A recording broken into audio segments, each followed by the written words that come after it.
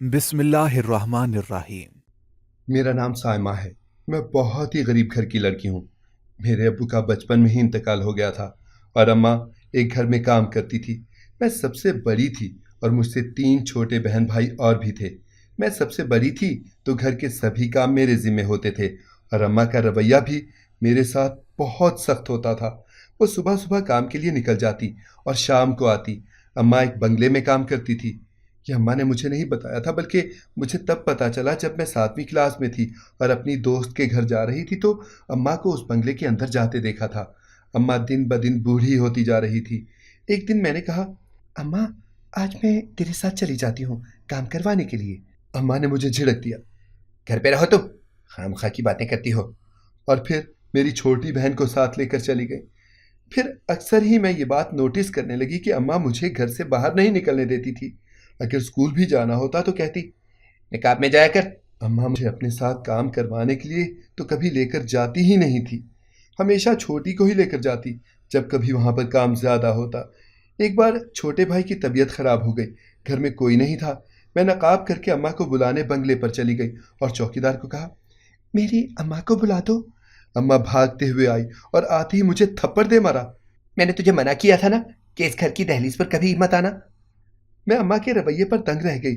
اسے چھوٹے بیٹے کی فکر نہیں تھی، بس میرے یہاں آنے پر اعتراض تھا۔ اس دن کے بعد سے میں کبھی وہاں نہ گئی۔ میری چھوٹی بہن آ کر جب بنگلے کی تعریفیں کرتی تو میرا دل بڑا چاہتا کہ میں بھی وہاں جا کر دیکھوں، مگر اماں نے قسم دی تھی کہ اس گھر تک دوبارہ نہیں آنا۔ میرے میٹرک کے پیپر ہو گئے تو اماں نے گھر بٹھا لیا، حالانکہ مجھے گورنمنٹ کالج میں داخلہ مل رہا تھا، مگر اماں نے منع کر دیا۔ جانے انہیں مجھ سے مسئلہ کیا تھا؟ انہوں نے کبھی مجھے پیار نہیں کیا تھا۔ میں نے بھی اماں کی ضد میں آ کر کمپیوٹر کورس کی دوسری شفٹ میں داخلہ لے لیا۔ میں 12 بجے جاتی تھی اور 5 بجے آ جاتی تھی۔ میرا ادارہ اسی روڈ پر تھا جہاں اماں کا بنگلہ تھا، اس لیے میں روزانہ اس گھر کے آگے سے گزر کر جاتی تھی۔ ایک دن اماں نے مجھے وہاں سے گزرتے دیکھ لیا تو گھر آ کر بہت غصہ ہوئی۔ تجھے میں نے کتنی دفعہ منع کیا ہے تو پھر بھی اس راستے سے کیوں جاتی ہے؟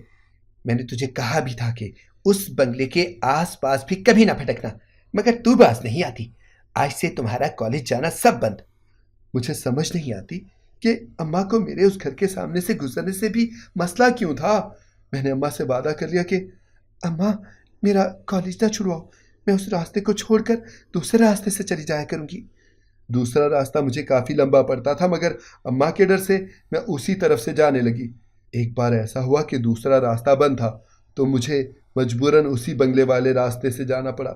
جب میں اس گھر سے اس کے آگے سے گزرنے لگی تو میرے قدموں تلے سے زمین نکل گئی جب میں نے وہاں اپنی ہمشکل لڑکی کو گزرتے دیکھا۔ وہ لڑکی ہو بہو میرے جیسی تھی۔ میں نے بغیر سوچے سمجھے اسے آواز دے کر روک لیا تو وہ پوچھنے لگی، ہاں کون ہو تم؟ مجھے کیوں روکا ہے؟ میں نے کہا، اس لیے کہ تم میری ہم شکل ہو۔ یہ کہہ کر میں نے اپنا نقاب اتارا تو وہ بھی مجھے دیکھ کر دنگ رہ گئی، کہنے لگی، یہ کیسے ہو سکتا ہے؟ تم میری جیسی ہو، بالکل میرے جیسی۔ اندر آؤ میرے ساتھ، میں تمہیں اپنے گھر والوں کو دکھاتی ہوں۔ میں نے کہا، نہ بھی نہ، میری اماں اسی گھر میں کام کرتی ہے، وہ مجھے مارے گی۔ لیکن وہ میرا ہاتھ پکڑ کر زبردستی اندر لے گئی مجھے اور آوازیں دے دے کر سب کو اکٹھا کر لیا۔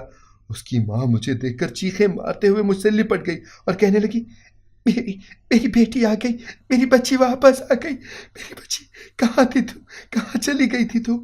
میں گھبرا گئی اور کہا، نہیں نہیں، میں آپ کی بیٹی نہیں ہوں بیگم صاحبہ، بلکہ میں تو اس گھر میں کام کرنے والی آپ کی ملازمہ کی بیٹی ہوں۔ انہوں نے اسی وقت میری اماں کو بلایا تو مجھے وہاں دیکھ کر میری ماں کے رنگ ہی اڑ گئے، اس کے ہاتھ پیر کانپنے لگے۔ مالکین نے میری ماں کے منہ پہ تھپڑ مارا تو میری ماں اس کے پیروں میں گر گئی اور معافیا مانگنے لگی، بی جی مجھے معاف کر دیں۔ وہ عورت مجھ سے کہنے لگی، بیٹا تم میری بیٹی ہو، میری 2 جڑواں بیٹیاں ہوئی تھیں، مگر تم 1 سال کی تھی نا جب ہم سب خاندان والے پکنک منانے ساحل سمندر پر گئے، وہاں کسی نے تمہیں اغوا کر لیا تھا میری بچی، اور میں آج تک اپنی دوسری بیٹی کے لیے تمہارے لیے تڑپتی رہی ہوں۔ یہ عورت تیری ماں نہیں ہے، ہم سب تمہارے گھر والے ہیں۔ میرے لیے یہ حقیقت ناقابل یقین تھی۔ میں نے اماں کی طرف دیکھ کر دکھ سے پوچھا، اماں کیا یہ سچ ہے؟ تو اماں کہنے لگی، ہاں دیے، یہ سب سچ ہے۔ میرا میاں نا یہاں پر مالی تھا، اسے کینسر ہو گیا تھا، میں نے بڑے صاحب سے علاج کروانے کے لیے پیسے مانگے تو انہوں نے انکار کر دیا تھا، اور میرا میاں اسی وجہ سے مر گیا تھا۔ میرے دل میں بہت غصہ تھا، اس لیے ایک دن بدلہ لینے کے لیے میں نے تجھے اغوا کر لیا تاکہ انہیں بھی تو احساس ہو کہ اپنے جب دور ہو جاتے ہیں تو کیسا محسوس ہوتا ہے۔ دوستو، اگر آپ کو ہماری آج کی کہانی پسند آئی ہو تو لائک کرنا اور کمنٹ کرنا ہرگز نہ بھولیے گا۔ اور اگر آپ مستقبل میں بھی ایسی کہانیاں سننا چاہتے ہیں تو ہمارے چینل کو سبسکرائب کرتے ہوئے گھنٹی کا بٹن ضرور دبائیے گا۔ اللہ حافظ۔